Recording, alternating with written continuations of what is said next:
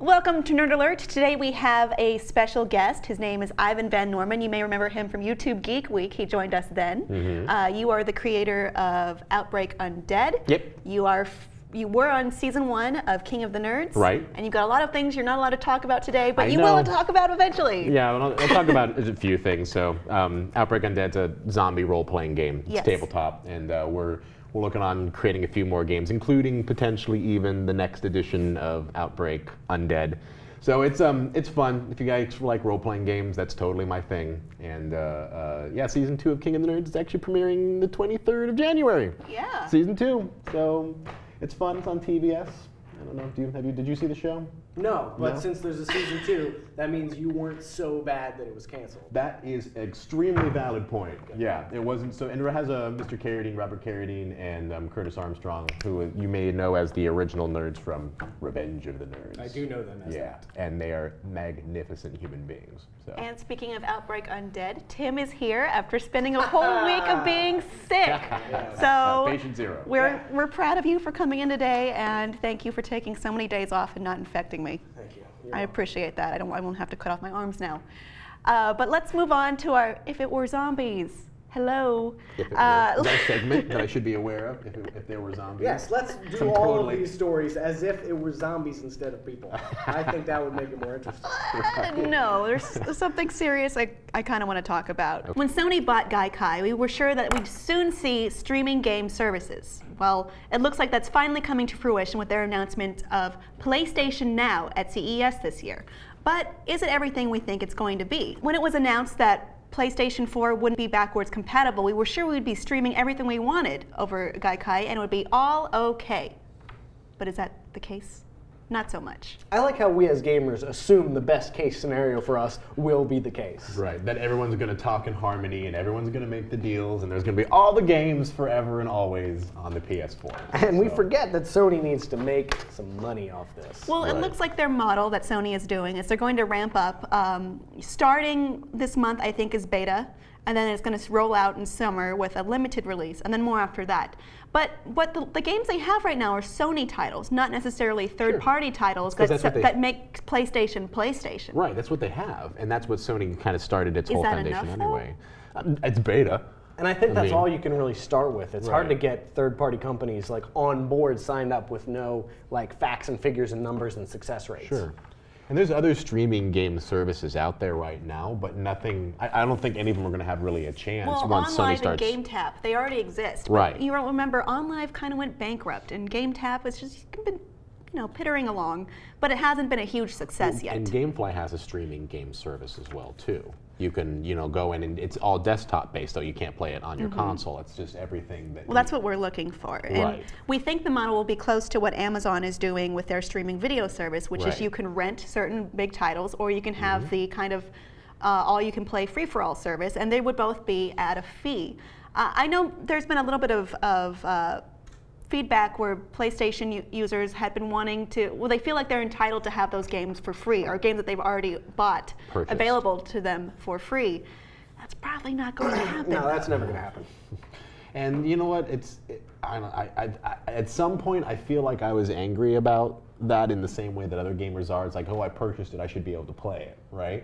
But then I realized that someone's got to take that technology and they've got to reincorporate it back into the new system so that it can be played on the consoles that we use now. I mean, nobody's giving me, digital copies of the tapes I have on VHS. Right. You have to go down to a specialist store and have it converted. Or I have to hold on to my VHS player. And if one breaks, I have to try to track down another one. I get that. Technology gets outdated. It's not Sony's responsibility to make sure we can play every game we've ever bought from them. Even though that would be awesome. That would be awesome. And actually not that difficult for them to do. Right. But it's not their responsibility.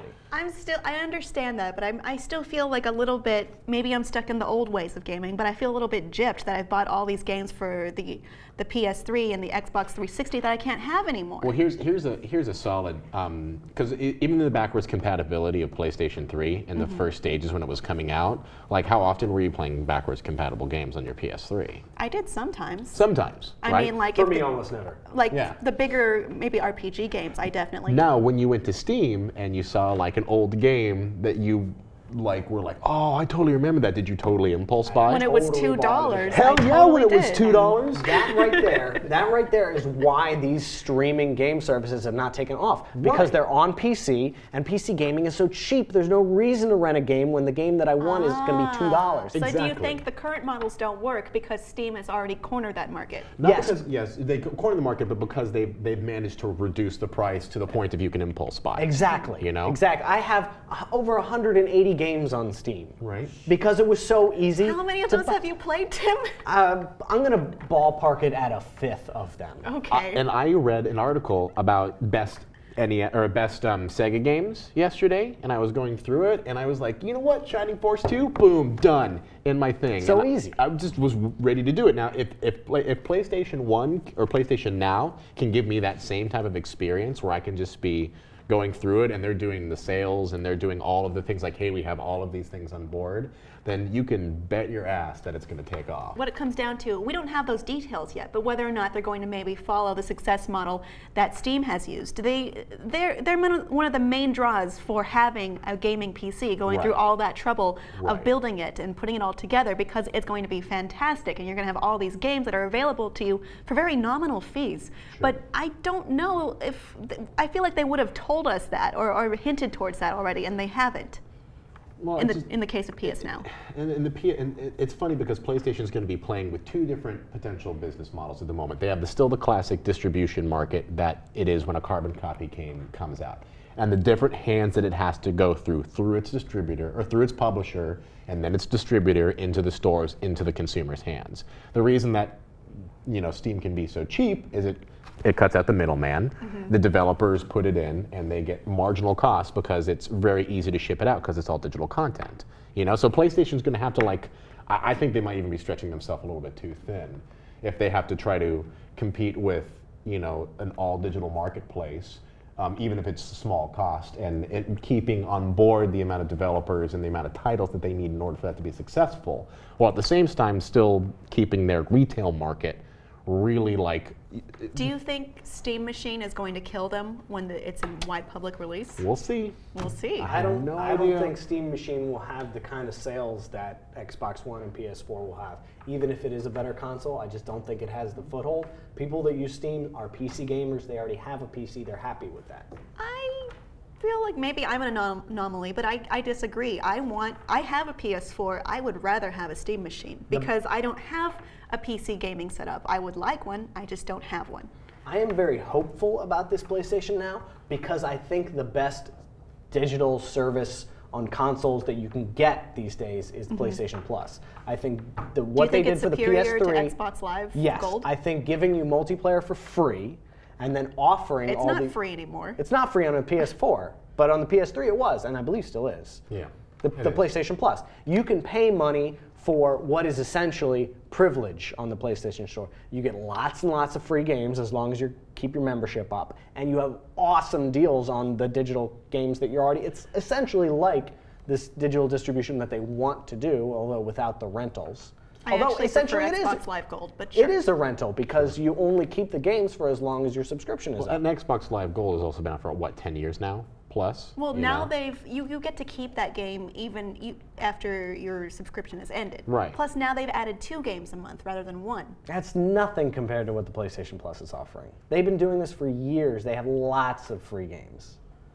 So, I mean, yeah. Agree to disagree. Xbox tosses me a copy of Fable 3 every once in a while. It's like PlayStation's been doing it better longer, like the in my opinion, humble opinion. The other really interesting thing this article says that I wanted to bring up is that the games that are slated to be on PlayStation Now are PlayStation 1, 2, 3, and PlayStation 4 games could be available on the streaming service, and that this service is going to be available for PlayStation 4 and PlayStation 3, which means that there's the potential for you to play PlayStation 4 exclusive games on a PS3. Do you think they're going to do that, though? No, I don't. Because that kind of wrecks the reason why you might want to go buy a PS4. Yes, exactly right. Because it's only like PS4 exclusive titles that would make me put down my money on a counter and go buy a PS4. And if I don't have to, I probably won't. You can borrow mine. Well, that's awful nice of you, but what do you think about this? What do you think about this possibility?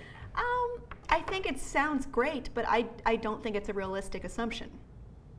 If it is going to happen, I think that the one thing that it will come to is that it will be so far down the rolling scale that it will be to the point of where PS3 is kind of not even so much of a thing anymore. That the PS4 stuff that will be streaming, by that time the PS3 hardware will be phased out, so to speak, and it won't be the dominant console in the market. Sony holds on to older hardware for quite a while, though. We'll just have to see, because it's always been, especially whenever we get a new console out, it's always about, it's the race war between all three of them, with PC always claiming kind of superiority because they're outside of the politics of the console releases. I thought that was what Nintendo was doing.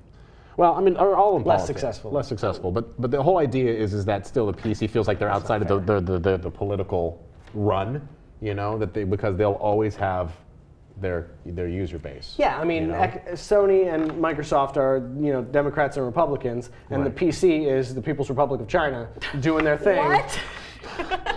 They're just outside their own race. They're doing a different thing. Yeah. Sure. And what would that make Nintendo, like Green Party? Maybe. Yeah. Yeah, maybe.